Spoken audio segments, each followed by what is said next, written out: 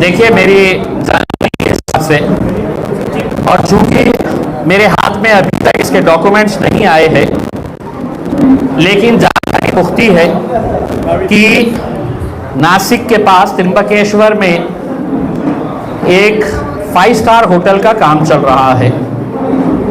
बहुत मुमकिन है कि मैं वहाँ पर जाके वो स्पॉट पे देखूंगा, वहाँ के पूरे डॉक्यूमेंट जमा करके उसकी पूरी जानकारी मैं हासिल करने के बाद आपको दूंगा।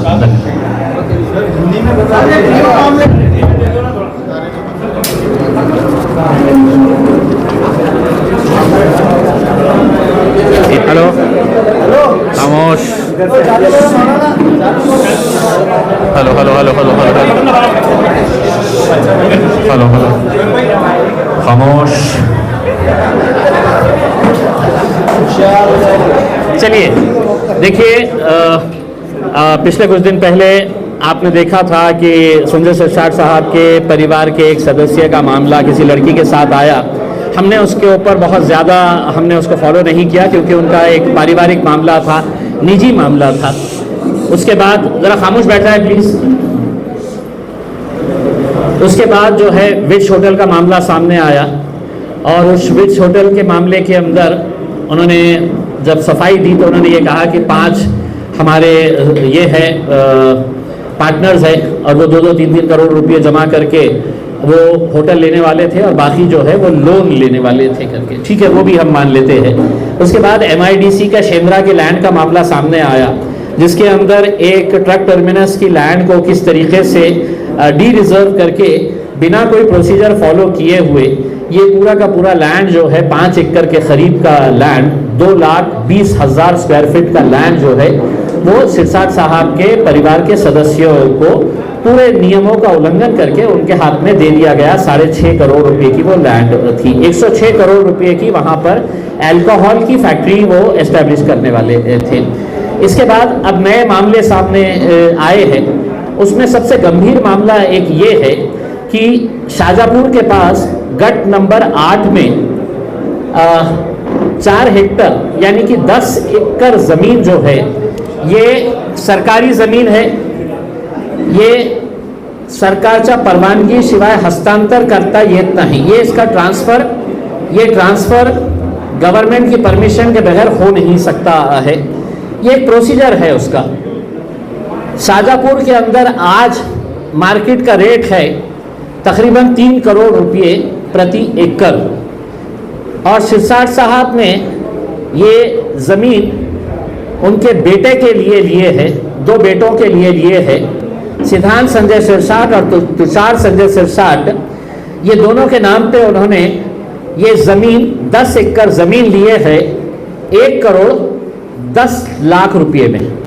10 एकड़ ज़मीन 1 करोड़ 10 लाख यानी कि 11 लाख रुपये प्रति एकड़ के हिसाब से उन्हें वो ज़मीन लिए है जिसका मार्केट वैल्यू आज के दिन 3 करोड़ रुपये है।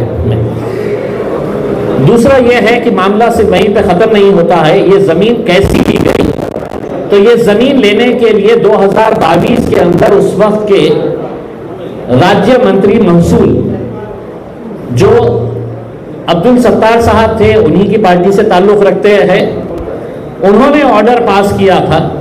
इसके बावजूद भी कलेक्टर ऑफिस के कुछ अधिकारी जो है वो ज़मीन ट्रांसफ़र करके देने के लिए तैयार नहीं थे, क्योंकि उनका कहना था कि महसूल मंत्री का जो ऑर्डर है वो गोलमोल है, उसमें साफ नहीं लिखा हुआ है।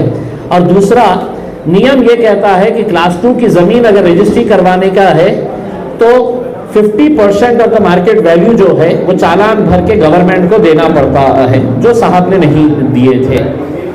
तीसरा ये है, जरा खामोश बैठ जाए तो, नहीं तो बाहर चले जाए प्लीज। अगर लैंड देने का मामला जब सामने आया तो कैसे एक सस्पेंडेड तलाठी बागड़े नाम का, जो तकरीबन मुझे बताया गया है कि वो 8 मरतबा सस्पेंड हो चुका है, सस्पेंड रहते हुए सिरसाट साहब ने उसको उस एरिया का इंचार्ज बना दिया जहां पे शाहजहाँपुर की ये ज़मीन थी, और उसने पूरा ये खेल खेला। एक तहसीलदार थी कोई लेडी, जो थंब इम्प्रेशन देने के लिए तैयार नहीं थी, जो कंपलसरी है वर्ग 2 के लिए, तो उसको हटाकर रमेश मुंडलोड नाम के एक दूसरे तहसीलदार को लाया गया और रमेश मुंडलोड ने वो थंब इम्प्रेशन दिया और उसके बाद कलेक्टर साहब ने उसकी परवानगी दे दी बिना कुछ पूछे हुए कि सिरसाट साहब ये जमीन हरिजन समाज के लिए राखिव है। हरिजन समाज से सिरसाट साहब भी आते होंगे, लेकिन उस समाज के जो गरीब लोग हैं, शायद कितने लोगों ने कलेक्टर के पास निवेदन दिया है कि ये जमीन हमें दी जाए, और सरकार देती है वो लोगों को जो भूमिहीन है, जिनके पास जमीन नहीं है, जिनके पास छत नहीं है रहने के लिए, तो 1 एकड़ 2 एकड़ खेती करने के लिए देती है। मेरा सवाल ये है कि संजय सिरसाट साहब का बेटा ऐसा कौन सा गरीब है कि जिसको ये सरकारी जमीन मंत्री साहब पालक मंत्री रहते हुए अपने बेटे को फायदा पहुंचाने के लिए कलेक्टर ऑफिस के ऊपर दबाव डालकर ये रजिस्ट्री करवाए। तो जितने दोषी संजय सिरसाट साहब अपने पद का दुरुपयोग करने के लिए है, उतना ही दोषी वो कलेक्टर और वो तहसीलदार है जिन्होंने इस बेईमानी के काम को अंजाम दिया। जमीन खत्म नहीं हुई और चाहिए था, तो वही शाजापुर के गट नंबर 34 में इन्होंने तकरीबन 7 एकड़ जगह लिए, 2-2 एकड़ 2 गुंठे वहां पे। ये सब सस्ती जमीनें हैं, तो मंत्री जी को क्यों मिल रही है, दूसरों को क्यों नहीं मिल रही है? अब हमारा ये सवाल है, ये पैसा इतना आ कहां से रहा है, कौन दे रहा है? मेरी जानकारी के हिसाब से कल जब हम MIDC गए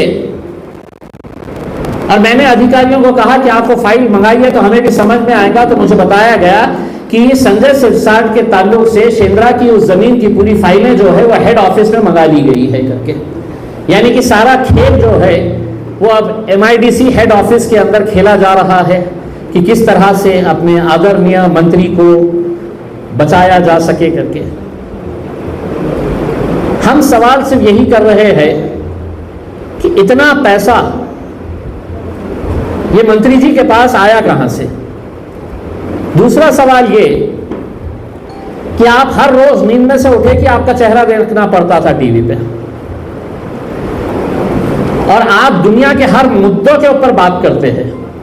आप इतने ज्ञानी हैं कि सीरिया से लेके, लेबनान से लेके, इजराइल से लेके, फलस्तीन से लेके, डोनाल्ड ट्रंप और एलोन मस्क के बारे में भी आप ज्ञान देते हैं हर रोज बैठ के। किसी के ऊपर इतना सा कोई आरोप आ गया तो चीख चीख के चिल्ला चिल्ला के है तो आप उसका गिरबान पकड़ लेते हैं। आपके ऊपर हम इतने गंभीर सवाल आपके बारे में हमने मीडिया के सामने रखे, तो क्या मजबूरी है आपकी कि आप इसका जवाब नहीं दे पा रहे हैं? जवाब इसलिए नहीं दे पा रहे हैं कि बड़े बड़े चार्टर्ड अकाउंटेंट्स को हायर करके इन्होंने अपने बुक्स ऑफ अकाउंट जितने भी है उसको किस तरीके से तालमेल बिठाया जाए ताकि इन मुद्दों का जवाब हम कुछ ना कुछ हिसाब करके दे सके। MIDC के अधिकारियों के ऊपर ये जोर डाला जा रहा है कि MIDC के अधिकारियों ने इस पूरे शेंद्रा के लैंड के प्रकरण के अंदर उन्हें कैसा बाहर निकालना है, क्या डॉक्यूमेंट्स तैयार करना है। बंबई के हेड ऑफिस के अंदर ये काम किया जा रहा है।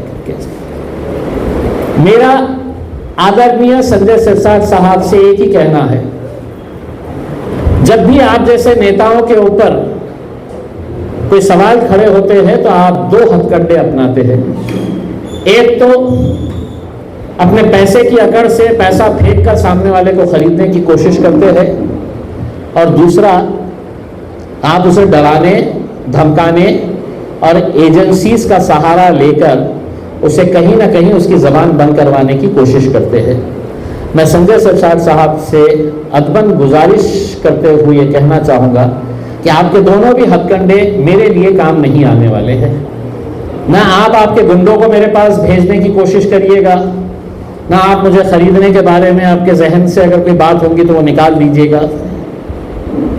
ये जो मेरे घर के सामने पुलिस आके बैठ गई है, बताया जा रहा है कि जालना से कुछ आ रहे हैं मेरे घर के सामने।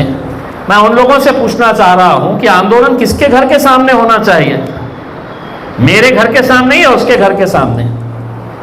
लेकिन कल मुझे बताया गया है कि कुछ ब्लैकमेलर्स जिनका काम ही ये धंधे करना है,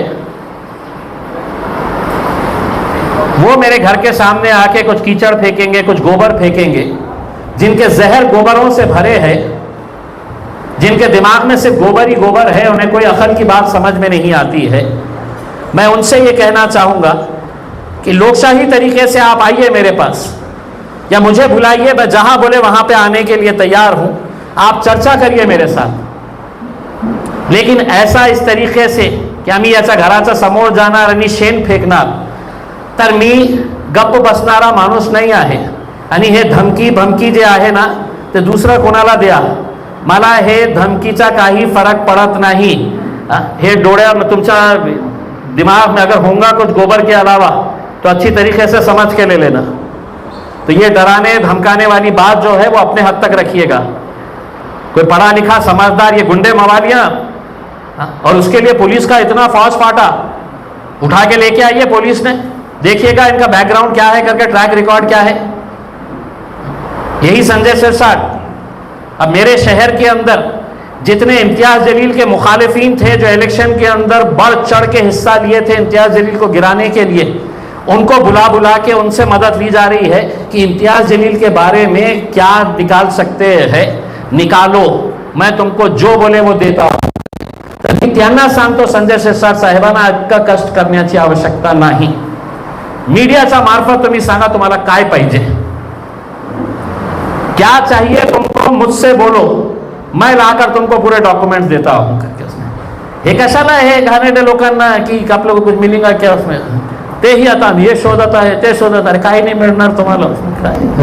आपने जो शाजापुर का बात बताया, शाजापुर की जो लैंड है ये ट्रांजैक्शन कब का है, आप थोड़ा डेट बताइए। देखिए, शाजापुर की जो लैंड है ये 2022 के अंदर, दिसंबर 2022 के अंदर, वो पेपर देना, दिसंबर 2022 के अंदर ये मामला सामने आया था। शाजापुर, सॉरी, जनवरी 2023 का ये मामला है, जो गट नंबर 8 का है, जो हरिजन समाज की ज़मीनें थी। और बाकी जो 3 ज़मीनें हैं जो शाजापुर गट के अंदर ही आते हैं, वो तो अभी 2025 और एक ज़मीन दिसंबर 2024, तो अभी पिछले 4-6 महीने के अंदर ही ये पूरा मामला हुआ है। मेरे हिसाब से अगर हमने आंकड़े अगर निकाले तो आपको समझ में आ जाएगा कि ये इतने पीरियड के अंदर ये जो ज़मीनों का खेल खेला गया है। इसके अलावा जो जानकारी मुझे मिली है वो नासिक के पास त्रिंबकेश्वर के अंदर साहब की एक 5 स्टार होटल का बहुत ज़ोरों से 24 घंटे काम किया जा रहा है। मेरे पास उसके डॉक्यूमेंट्स अभी तक आए नहीं है। मैं खुद त्रिंबकेश्वर जाके वहाँ पर एंटी करप्शन विंग और इनकम टैक्स, इनके सबको है तो डॉक्यूमेंट्स के साथ है तो ये सब पहुँचाया जाएगा। और इसके बावजूद भी अगर कुछ नहीं होता है तो कोई एक अच्छे वकील से अनुरोध करूँगा कि आप सामने आए, हमारा साथ दें, और हम अदालत के अंदर भी जाने की फिर तैयारी रखेंगे। देखिए, इसके अंदर आंदोलन क्या करें हम समझ में नहीं आ रहा है। हम कुछ दिन की बात आपने कही, will give some time to the government. Yes, कितना समय है, कोई टाइम लिमिट है? देखिए, मैंने आपको यही कहा था कि मुद्दे पूरे ख़त्म नहीं हुए हैं। अगर मैं मुद्दा सिर्फ एक ही रहता कि MIDC की लैंड का, तो शायद अभी तक हम गवर्नमेंट को पूरा दे दिए होते। लेकिन अगर पूरी पुस्तक बनाकर शिकायत की किताब ही भेजने का है तो उसके लिए थोड़ा सा इंतज़ार, पूरे डॉक्यूमेंट्स के साथ अगर देने का है। आज संजय सिरसाट साहब इस वजह से जवाब नहीं दे पा रहे हैं कि इम्तियाज जलील ने पूरा एक एक डॉक्यूमेंट अपने पास जमा करके रखा हुआ है, इस वजह से वो दे नहीं पा रहे हैं उसमें। तो मैं कोई ऐसा कच्चा काम नहीं खेलना चाह रहा हूं कि कल है तो मुझसे पूछा जाए कि ये तो आपने गलत दिए हैं करके। हम पूरी तरीके से, हमारे पास डॉक्यूमेंट्स आ जाते हैं, पूरे इश्यूज उनके ख़त्म हो जाते हैं, उसके बाद 100% जो है हम ज़्यादा दिन नहीं, क्योंकि हमको भी मालूम है कि ये मुद्दा हट गया तो फिर कोई दूसरा मुद्दे के ऊपर चले जाते हैं करके उसमें ये मुद्दे को हम रखेंगे। इतनी सारी प्रॉपर्टी ट्रांजैक्शन जो हुआ है वो लोन में हुआ है या कैश में, क्या? नहीं, अब इसका डिटेल जो है, देखिए मेरे पास रजिस्ट्री की कॉपी है, रजिस्ट्री कॉपी के अंदर है तो आपको बताना पड़ता है कि आपने कितना पेमेंट किए हैं करके। तो इन्होंने पूरा वाइट का जितना भी पेमेंट था ये यूको बैंक से इन्होंने पूरे पेमेंट 5.5 करोड़ रुपये वहाँ का, फिर 6.5 करोड़ रुपये MIDC का, जालना रोड का 5.5 करोड़ रुपये, फिर 1.5 करोड़ रुपये शाहजहाँपुर का, 60 करोड़ रुपये शाहजहाँपुर, 60 लाख रुपये शाहजहाँपुर का, किसी त्रिंबकेश्वर मिल गया तो 5 स्टार होटल भी आने वाली है अपने लिए। वीडियो आहे पहिले पत्रकार राजकारण पण काही काम राहिलं नाही ना दादा, कामच राहिलेलं नाही आहे। त्याने सांगितलेलं आहे, त्यांनी मीडियामध्ये सांगितलेलं आहे की ज्याच्याकडे कामच नाही आहे तर असे बिनबुडावाचे आरोप करत आहे। बहुतेक काही काम होतं हातात असलं असतं तर बहुतेक इतकं सखोलमध्ये गेलं नसतं। आता पत्रकारिता जिवंत ठेवणार आहे आणि प्रॉपरमध्ये, आणि जसं असं सांगितलेलं आहे हे जे लोग जैसा लोग बोल रहे हैं कि साहब सिर्फ इनको ही टारगेट क्यों, दूसरे नेताओं ने भी तैयार रहना चाहिए। मसाला तो तुम्हारा भी तैयार किया जा रहा है, मटेरियल तो तुम्हारा भी तैयार किया जा रहा है, ज़िबा सबको होने वाला है। सर इसके अलावा मैं बोला हूँ ना थोड़े दिन और कोई मंत्री ने वर्क की जमीन नहीं, मैंने आपके जरिए, अब मैं आप लोगों से अनुरोध करूंगा कि कलेक्टर साहब के पास जाके है तो एक मरतबा उनके मुंह में भी माइक डाल दीजिएगा, वरना सर कलेक्टर साहब कितने लोगों को दिए हैं वर्ग 2 की जमीन। के सामने जो हरिजन समाज बैठे हैं, देखिए हरिजन समाज के लोग मेरे ख्याल से आज तकरीबन 1.5-2 महीना हो रहा है, 2 महीने, और किसके एरिया के है वो, कहाँ के है वो, इसी नेता के मतदार संघ के लोग हैं जो आज 2-2.5 महीने से कलेक्टर ऑफिस के सामने बैठे हैं और आप अपने समाज के लोगों को इंसाफ नहीं दिला पा रहे हैं। आप अपना घर भरने की बात कर रहे हैं, अपना घर भर रहे हैं, और जिनका घर था उनका घर छीन लिया गया है इसने।